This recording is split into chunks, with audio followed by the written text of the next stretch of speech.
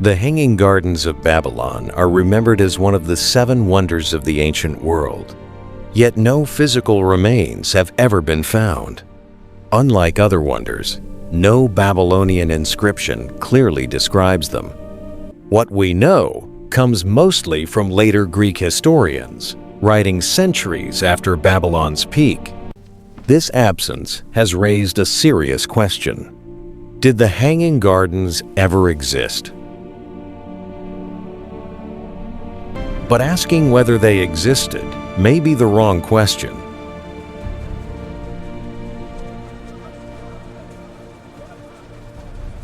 The better question is what the Hanging Gardens were meant to represent.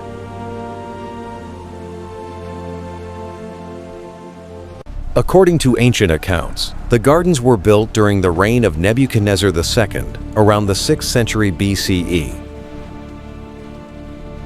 The story claims they were created for his wife, who missed the green mountains of her homeland. Descriptions speak of rising terraces, dense vegetation, and water flowing upward against gravity. If true, this would have required advanced engineering far ahead of its time. Babylon did possess sophisticated canals, pumps, and water management systems. So the gardens were not impossible, just that it was extraordinary. A vision of human ambition shaped into living architecture, where stone terraces carried forests into the sky, and water defied gravity to feed an oasis suspended above the desert. Their magnificence lay not in fantasy, but in the breathtaking mastery of nature itself. But the gardens were likely more than a romantic gesture.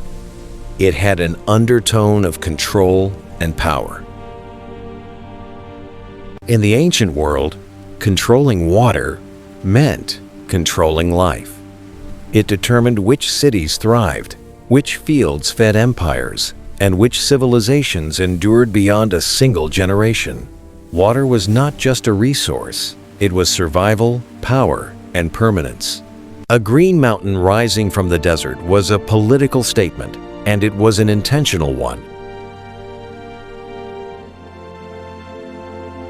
It signaled dominance over nature itself, and further implied the Babylonian imperial authority.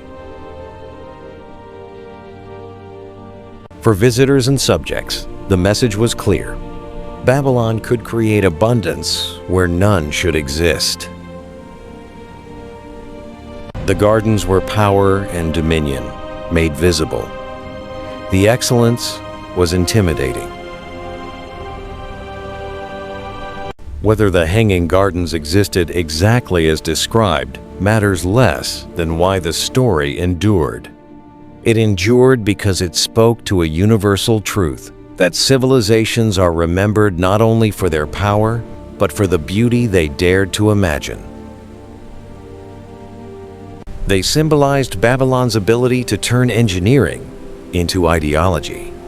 Infrastructure became narrative, and technical mastery was transformed into a visible claim of authority, order, and divine favor.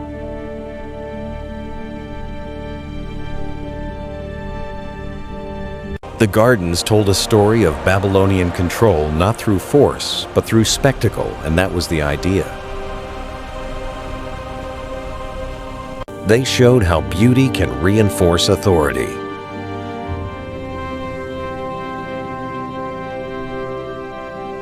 And how power, when presented as wonder, becomes unquestioned.